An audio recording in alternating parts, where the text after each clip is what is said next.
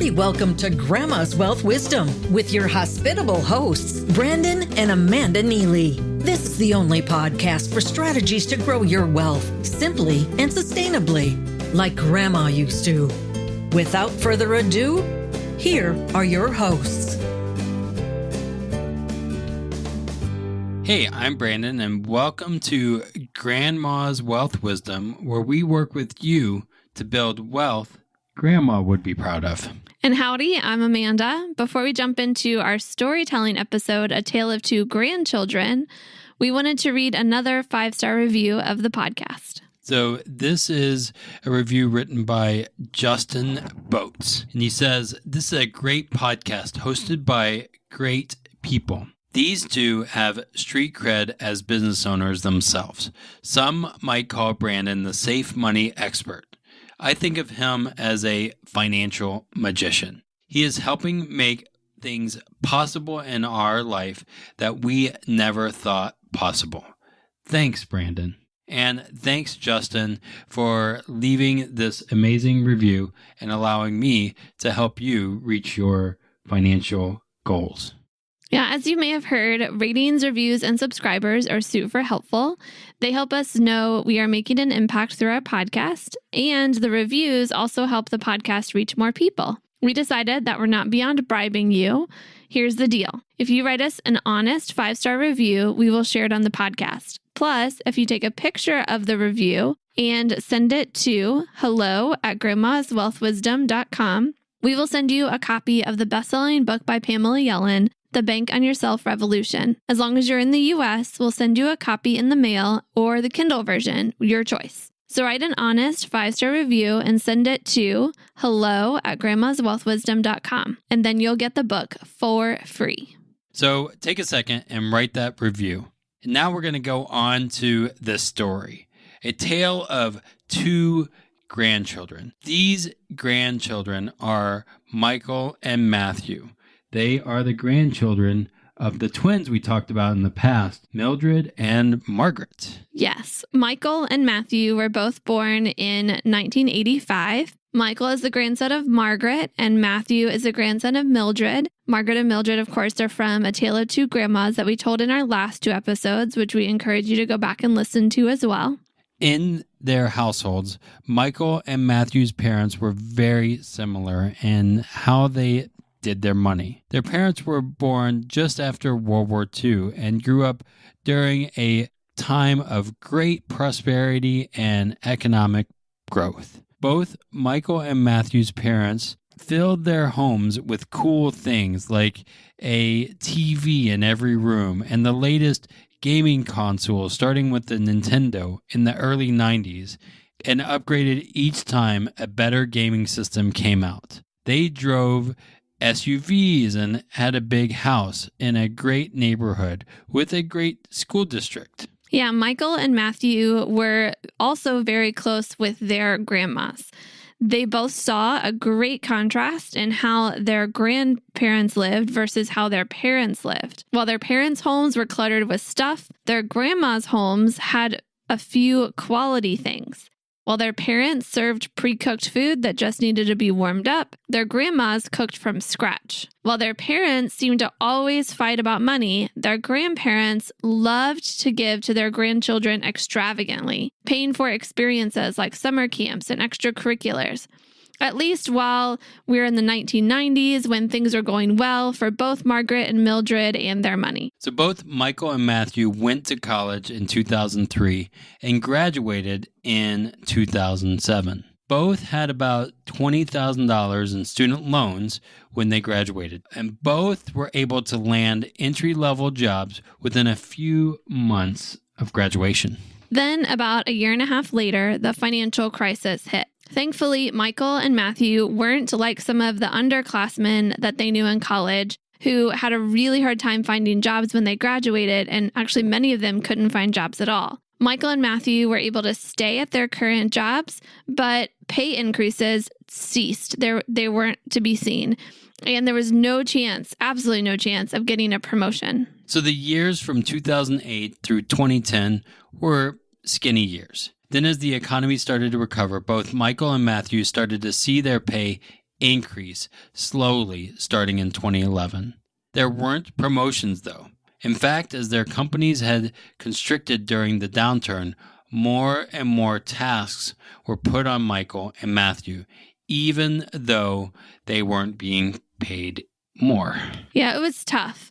They had to work hard to keep their jobs and support their families. We didn't share this, but in 2012, both of them got married. They actually had a joint first cousin ceremony. Yeah, they weren't twins, but they acted like it. Yeah, well, no, they were close. They were first cousins. They were getting engaged, and so they had at the same time. So they had their wedding as a joint ceremony. It was really fun. And then just so happened, a few years later, both of their wives got pregnant at the same time, and within a few weeks of each other, they had their first children in 2015.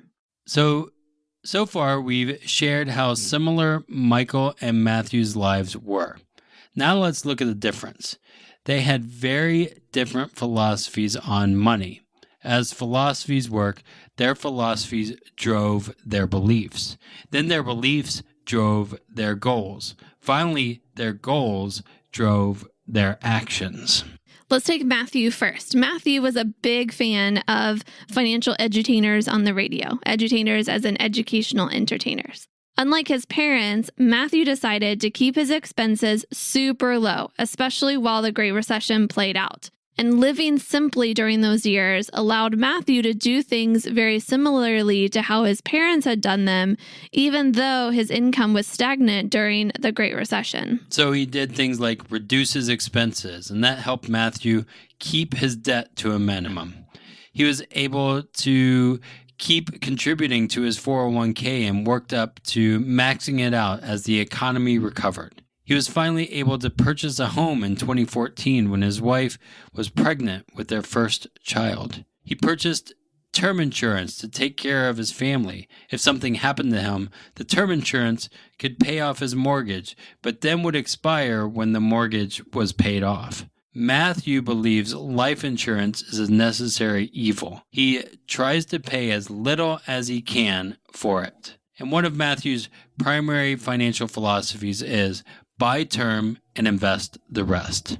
In 2016, Matthew started a 529 plan to help pay for his kids' college. He's aware of the large fees for investing, so he uses passive index funds to minimize the cost.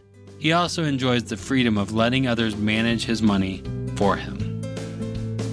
Grandma always said, eat your vegetables. She loved making home-cooked meals with healthy food and from-scratch desserts. Would you create a diet of fast food or cookie-cutter financial products that made you fat and bloated with fees? Or would you like wholesome, time-honored wealth strategies served with balance and trust? Get started with your healthy money planning by downloading Wholesome Wealth Recipes. Your Moolah cookbook is waiting for you at grandmaswealth.com.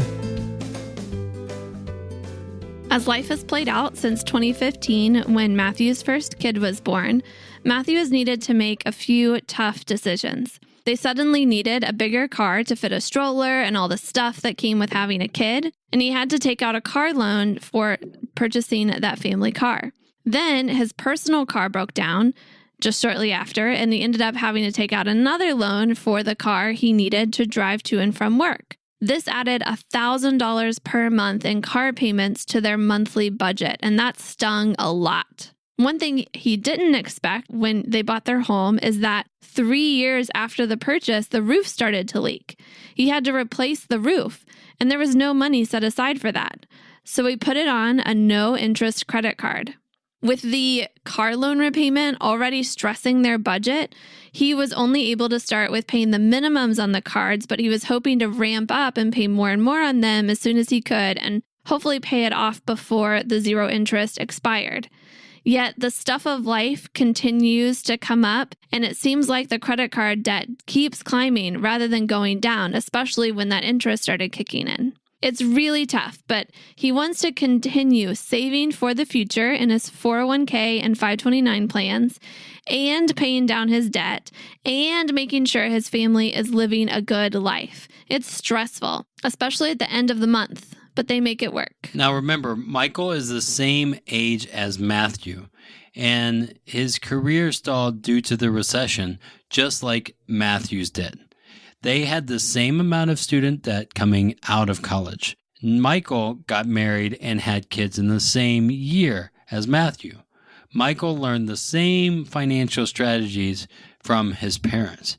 Everything is the same, except Michael had a different grandmother, Margaret. When Michael was 17 years old, his grandma Margaret invited him to stay the weekend with her with the intention of sharing her financial wisdom with him before he left for college. It was 2002, just after the dot-com crash, and Margaret had seen what was happening and the huge difference in her financial strategy compared with her twin sister's strategies and what that difference is meaning for them in their later years. And she'd seen, of course, over the last 22 years since they started their different financial paths in 1980, and she wanted to share what she had learned and seen with her grandson. So while Michael and Matthew's lives played out very similarly, Michael followed his grandma's financial philosophy instead of what had been conventional since 1980. These main philosophies were: only invest money you can afford to lose. Term insurance is like flushing money down the drain. Saving is still important. Save 30% of your income.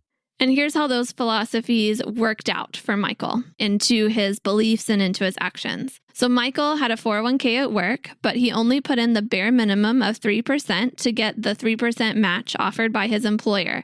His thinking was about three factors. First, he believed that taxes were going to go up in the future. Secondly, he believed in the power of having your money available and liquid for you.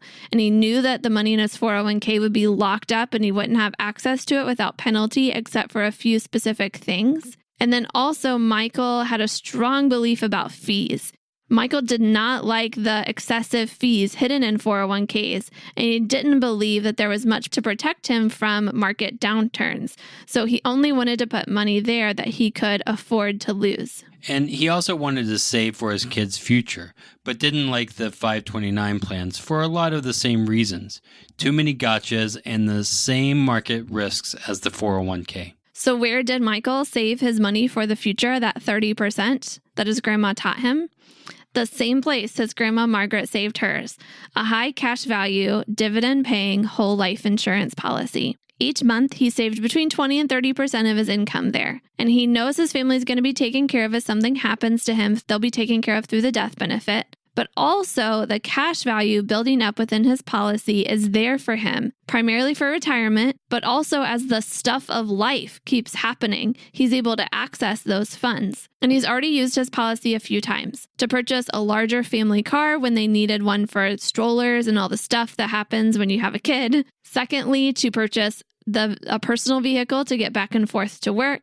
Third, to cover a surprise roof repair on his home. Unlike Matthew, Michael has no car payments or credit cards, but he does have policy loans. With those loans, Michael and his wife got to set the amount of the repayment per month to fit within their budget. And this makes life a lot less stressful. There's no worry at the end of the month or if the market is volatile. Michael is able to save for the future and cover life as it happens while still giving his family a good life. So far, Matthew is following what became conventional since 1980. Michael is following what was traditional prior to 1980. It's very similar to what his grandma, Margaret, did. Michael is resisting what he hears all around him, the mainstream advice. Some of his friends and family even think he's a little bit nuts. Yeah, actually, at family gatherings, Matthew keeps trying to convince Michael to cash out his life insurance policy and get in on the investment strategies he's following. And Matthew keeps saying, everybody is doing this, so it must be the secure way. And Michael keeps saying back to Matthew, it must feel nice and warm when you're in the middle of a pack of lemmings. No, Amanda, don't pack of lemmings commit mass suicide by going over cliffs together? So that is partial myth, but there's some truth to it. I would invite anyone that doesn't understand this pack of lemmings thing that Michael talks about to just Google it. Lemmings is spelled Lemming. Yeah, no one wants to be one of those lemmings. We want to be different. So why does Michael then stick to his grandma's strategy as opposed to the other strategy? Yeah, well, Michael is willing to think differently and look under the hood of the typical advice out there. He values real safety and predictability. But the biggest reason, the number one reason he's willing to stick with his grandma strategy is that he's seen how his grandma has been doing compared with Matthew's grandma, Mildred. And then the second biggest reason why he's sticking to his grandma strategy is that he's starting to see how following the conventional advice is working out for his own parents. His own parents' situation isn't so hot. So both Matthew and Michael have sat down, thought carefully, and are trying to do everything right. How will things turn out for Michael and Matthew? What will happen to them in the future? Join us for part 2 of A Tale of Two Grandchildren. And this is where we go into the future. In the next episode, we time travel into the future to see what happens with Michael and Matthew and their families. Until next time, keep building your wealth simply and sustainably for your own future and the future of our grandchildren's generation. The topics presented in this podcast are for general information only and not for the purposes of providing legal, accounting, or investment advice. On such matters, please consult a professional who knows your specific situation. This is thepodcastfactory.com.